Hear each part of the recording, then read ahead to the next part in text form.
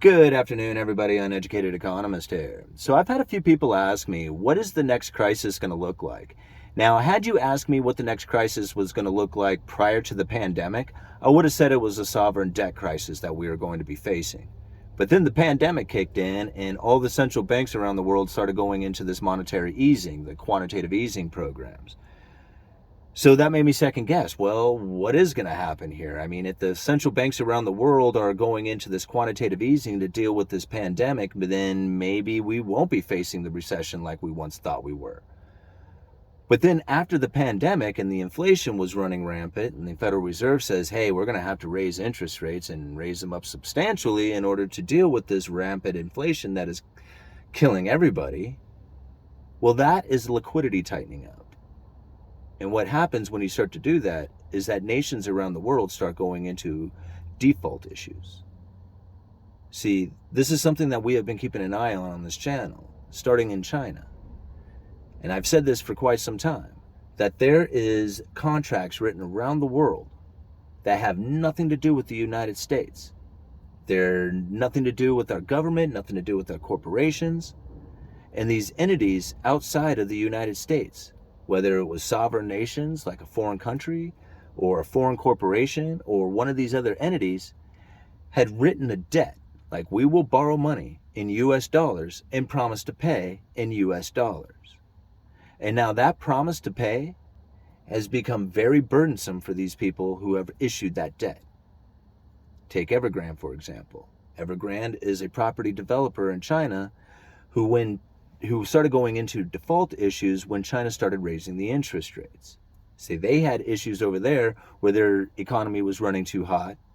Their property prices were running out of control. They tried to do something about it by lifting the interest rates to slow the economy down. These guys are making fun of me. To slow the economy down. And what ended up happening is that these property developers started having serious issues and borrowing new money. Well, they were already in a pretty tight position. The moment that they lifted the interest rates or tried to raise the interest rates to slow the economy down, they sent these guys into default.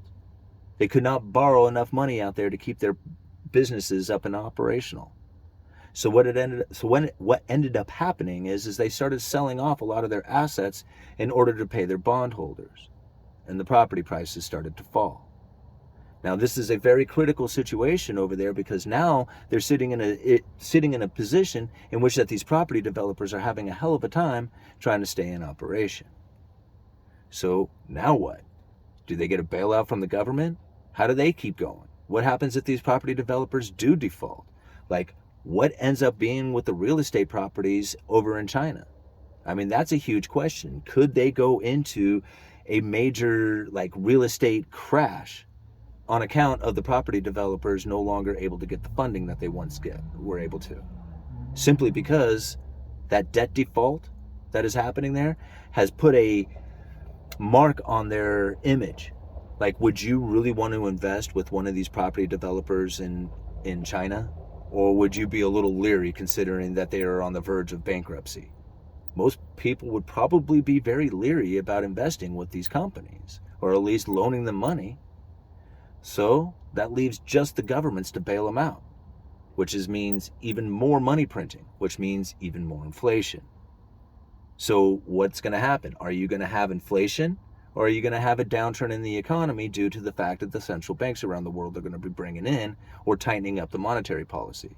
And it really doesn't matter what the rest of the central banks do around the world. They can go into their quantitative easings if they want. It really matters what the Central Bank of the United States does, the Federal Reserve, because they're the ones who are in charge of the monetary policy of the world reserve currency. So when they start tightening up the monetary policy, when they start reeling in the irrational exuberance, much like China did, if you can imagine what China doing to the Evergrande Corporation, the United States would be doing to all the nations around the world, including the corporations within them. This could create a serious downturn in the economy. It could create a problem with nations unable to borrow enough money in order to pay back their bondholders. And if they start to go into default, it's not like they just go into default and then the people who lent the money get burned. These are nations that have lent money to other nations. They're all leveraged off of each other. They all carry each other's debts. And if enough of them start to fail, it creates a domino effect where the nations who have invested with those nations that, or those corporations that are failing, that are going into default, well, it causes them to go into default. And then everybody's holding their debt starts going into default. And this is the major contagion that a lot of people are worried about. But it's hard to try and see what it is that's going to happen that would cause this contagion. And something as simple as Sri Lanka going into default, the people who own Sri Lankan debt, well, are they going to be able to handle that write-off? To say, I'm sorry, but you're not getting paid, and you're going to have to take that off your balance sheet, and whatever liabilities you have left over from it, hopefully there aren't so much after losing the assets that you lose your credit rating, and then you start to default yourself. So this is what I'm talking about. It's really hard to wrap your head around, why it is that Sri Lanka is such a big deal. It's not a big deal just itself. It's what could come from that if it starts to start to, like I said, get this contagion effect where it starts infecting other nations, other corporations, people's retirement funds, pension funds. There's a lot of places where people have, invested money, and nobody knows exactly how much or how far these debt crisis could go, the sovereign debt crisis. It could be huge. Watch Russia. Like, Russia's a major nation right now who is on the risk of complete collapse, economic collapse from a lot of the things that are taking place. I mean, you got to think there's sanctions that are happening here. There's the frozen assets. Like, Russia has money with the banking system, but the United States is like, no, we've frozen those assets. You can't use those things. You have to use money out of your own pocket to pay your bondholders. So they're trying to get Russia to default. They're trying to get them to go bankrupt. The only problem that I see with doing this is that if you send Russia into default, how many other nations, how many other corporations out there are exposed to this Russian debt?